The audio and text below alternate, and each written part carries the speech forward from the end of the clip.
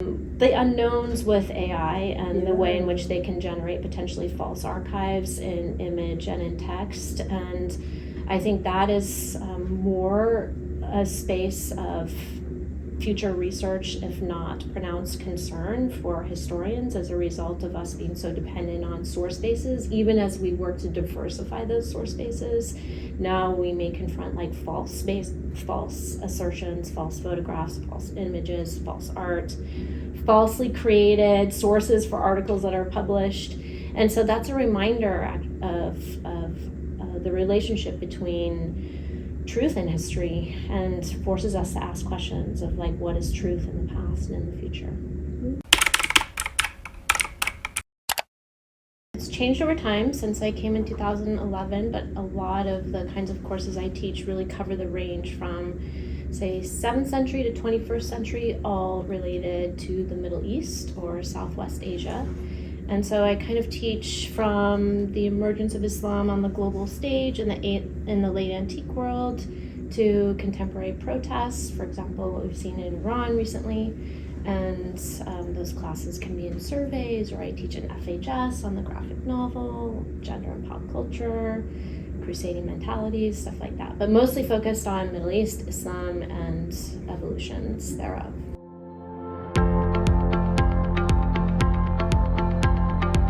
I actually started out in college not a history major, which is interesting. So I ended up in the history department at CMC, but I did not start out there. I was mostly focused on global comparative dynamics of religion and literature, maybe thinking really particularly about like how moral and sacred notions were embodied in a lot of different literary forms.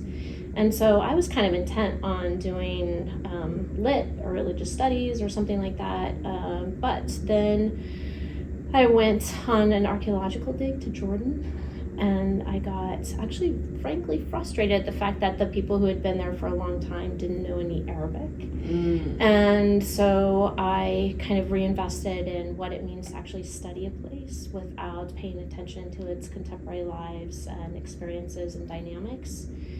And so reinvested in thinking about linguistic history and taking language classes. And as a result of that, I had this amazing mentor at the University of Texas at Austin in my master's program. He was an Aleppian Jew, and he studied Sharia records, so Islamic court records from 17th century Aleppo. And I had to go and pick up a bunch of his documents for him because he couldn't return. And I became fascinated with how the period of the Ottoman Empire especially kind of demonstrated the intersection between really important religious forms. And so he's the one who convinced me, and I will curse him forever for all of the work I've had to do as a result, but he's the one who convinced me to focus not just on the Middle East more generally, but specifically on the Ottoman Empire.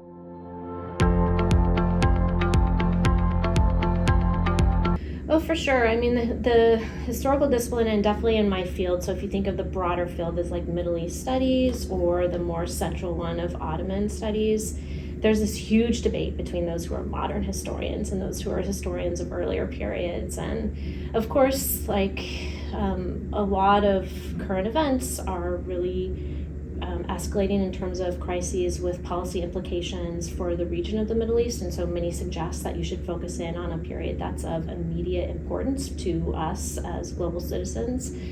But I'm absolutely convinced that without understanding the dynamics of earlier periods, what kinds of structures, institutions, commitments, moral, legal, and political evolve in earlier periods, we do not have really good traction in analyzing or understanding more contemporary events.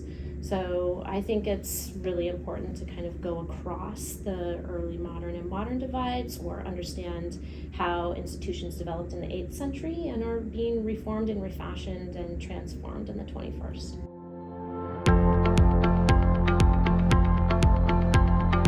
So it depends. In the courses that really kind of transcend that divide, I tend to try to teach a lot of seminars that specifically do that. So start, if not in the 7th century, at least in 11th, 12th, and 13th centuries, and then really pay attention to what happens when broad, heterogeneous empires collapse and are reformed into the nation states of the 20th century. And in that process, you really see all the inherently exclusionary dynamics of building borders and boundaries and defining who's in and who's out, and the kind of violence, both symbolic and physical, that is a component of that.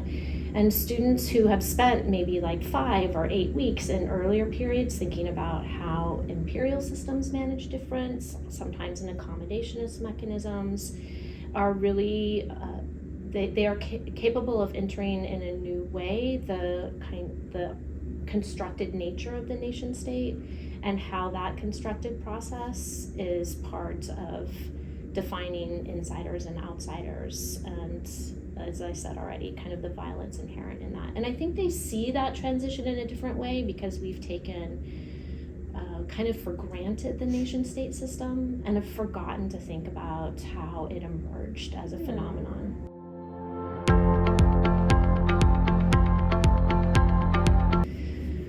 I think so. I mean, I think there's a certain amount of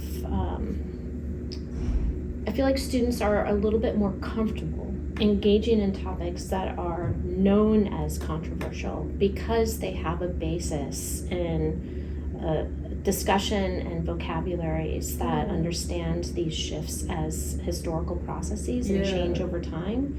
And as a result of that, we're not just entering into a discussion, say, of the Iranian Revolution and the emergence of the Islamic Republic and what a theocracy kind of looks like, or the emergence of the dynamics in Israel-Palestine and how we understand that today, and the ongoing protests across the region. And because we have approached that from, as I said, this historical vantage point, students are aware that we can enter a conversation or a discussion with history as a tool and not with ideological commitments, and are capable as a result of that of being able to step back a little bit, maybe understand the lives and experiences of others that they may not have been prompted to do in other educational systems or in family and communal backgrounds. I do still think it's dicey, though. It's really difficult to remind each of us in every moment that whether we realize it or not, we carry with us a set of assumptions and are comfortable or less comfortable with certain topics. And so my task always in a classroom is to try to make sure that we land on the sources with reading the voices and amplifying the voices that are otherwise kind of excluded from narratives. And just by reading, experiencing, watching, I feel like we as a collective in the class are capable of having conversations we might not have otherwise.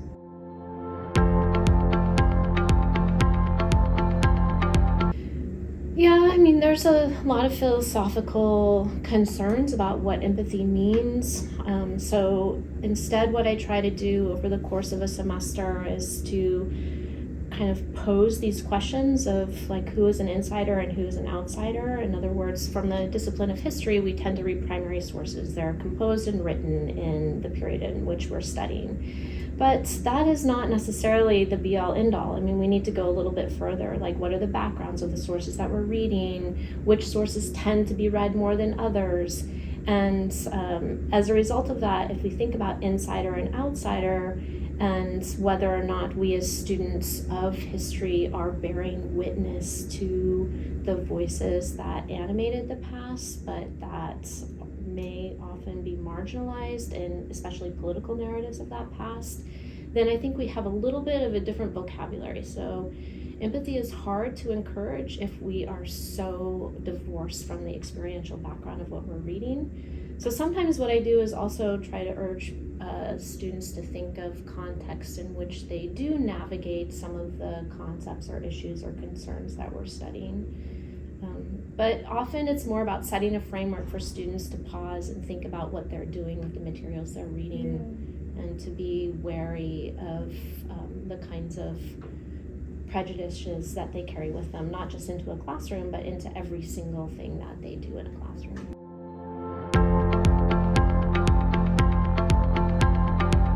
Well, sometimes I worry about this because over the past few years or so, I've kind of started out my classes in a similar way to kind of create this framework, and that is with Nick Susanis' graphic novel Unflattening, and a couple of other readings that kind of get at the same issue, which is to pay attention to how our typical educational systems reinforce linear thinking, reinforce conformity, and also reinforce this idea that there is teleological approaches to the past or the present. And so the graphic novel is really about like, how do we embrace a multi-perspectival approach, not just to ourselves, but to the past. And that's really difficult, I think, at some points. But what I find is that students typically in most of my classes will use the term like, this is a flattened narrative, or we need to unflatten this. And I think that's important because the overarching goal there is to get us out of binaries. So it's not this versus this. There are multiple perspectives, and we need to work together to try to analyze them.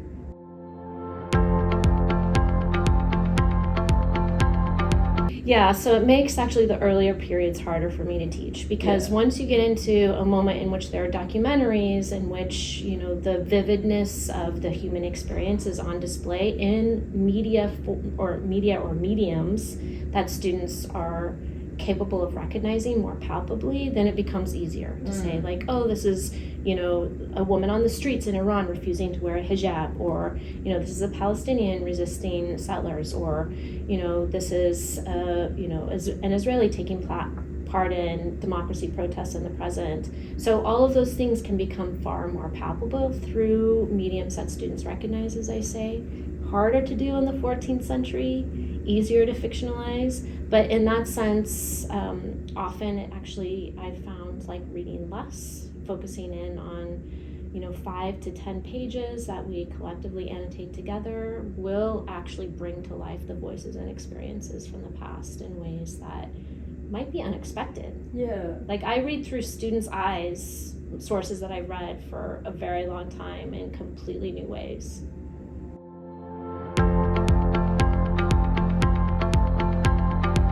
No, I mean, I think, you know, history matters a lot, and, you know, there's those slogans everywhere, and you can see like history matters, and yet, I mean, I suppose it's a sense of disciplinary superiority that we all hold, but there is this secret part of me that thinks that history is the be-all, end-all of disciplines.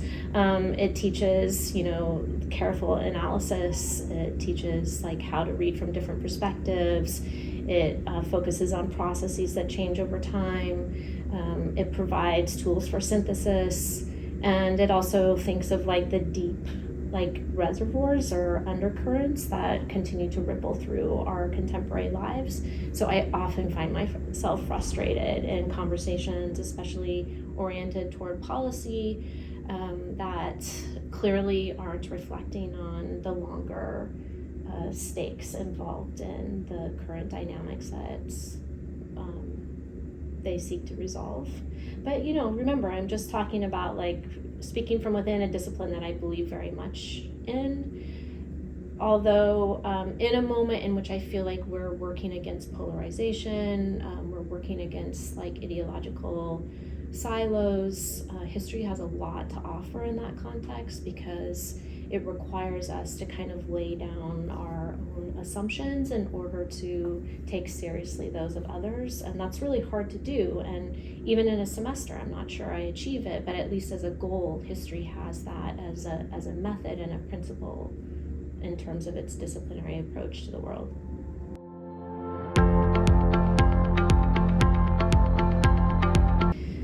I think this is another way in which starting in earlier moments matters. Because a classroom is all about building trust, and it's about collective knowledge building, less about, a professor as an expert and the students as like building new knowledge. I really think it's about the collaborative effort to embody an ethical approach to the world around us, past or present. And as a result of that, if you start in an earlier period, which no student has a specific attachment to, I mean, that phrase, the past is a foreign country, is meaningful because it actually allows for a kind of shared experience confronting something that is distinct from our own lives, and then giving us the time to build trust and understanding amongst ourselves to then slowly navigate into topics that may have more personal resonance for some, if not most, in the classroom. And so I feel like that slow process of working together to sift through materials in the past allows us to do a more careful and conscientious and accepting sifting of those materials in the present.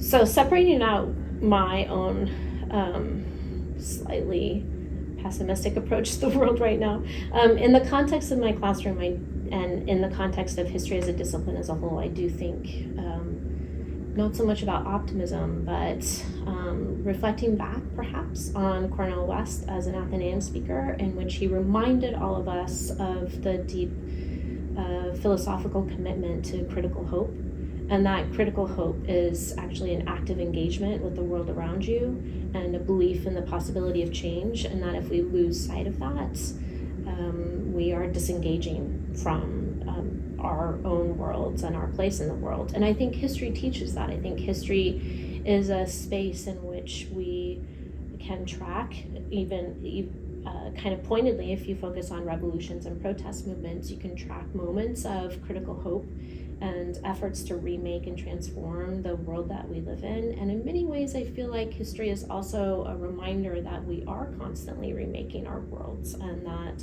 history is in and of itself a process of remaking, reinvestigating, re-exploring, and then re-entering the present as a result of those investigations in the past with new eyes and new tools to actually engage in our own worlds. And so I think it's a critical path forward, and if we adopt again Cornel West's embrace of the philosophy of critical hope, then we can combine the two together. And I think history is a wonderful discipline to kind of remind ourselves that we should constantly be actively engaged in the process of remaking.